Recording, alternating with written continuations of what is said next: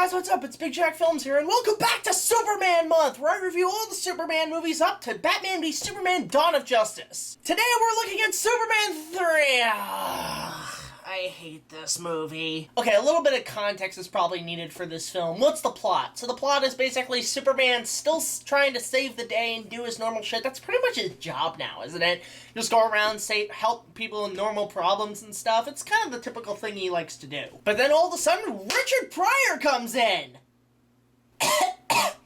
And he thinks Superman is the coolest thing ever. He goes around and he talks about, yo, dude, look how cool Superman is! He's got a cape that he ties around his neck, or like a blanket or something he ties around and tries to be Superman. But I guess Superman's starting to feel depressed and shit, and starting to get into a kind of a grumpy mood. I kind of forget why. But then there's these bad guys who I don't think were in the comics, but are not Lex Luthor, but are pretty much doing the same thing. Bottom line, they have some mumbo-jumbo shit they want to use to take over the world, and Superman has to fight his evil demons and pretty much save the day while trying to save Richard Pryor's ass.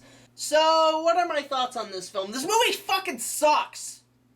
No, seriously, this movie really fucking sucks. Everything about it is wrong, okay? I take that back. There's actually a few good moments in the movie, but they don't really save the film. So I guess I'll talk about the good first. The good parts are with Superman fighting his evil demons. While it is a little depressing to see, it's actually kind of cool to wonder, gee, what would happen if Superman was an asshole? And this whole movie, he's doing douchebag things, and you feel kind of bad for him. He's doing all this horrible shit, and everybody's questioning him about it. But then there's that scene where he actually fights his evil twin, which is, I guess in this case, Bizarro in some way. And it's a really great scene. We get to see how Superman deals with a lot of his real, true human emotions. Again, the effects are pretty good, but they start to die down at this point, which makes the movie ultimately suffer a lot more. But I guess I'll talk about the three big problems with this movie. Number one, it's the most boring out of all the Superman films. I was literally watching this movie and looking at my watch thinking, we're 10 minutes in.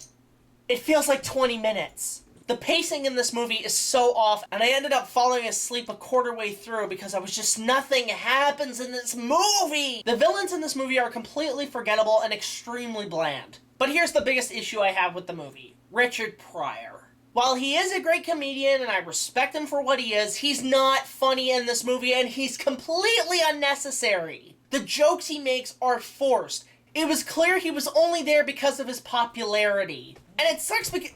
Okay, why are you bugging me? I'm trying to do my review. Okay, yes, I love you, okay. And it sucks because he has more screen time than fucking Superman, which is fucking stupid!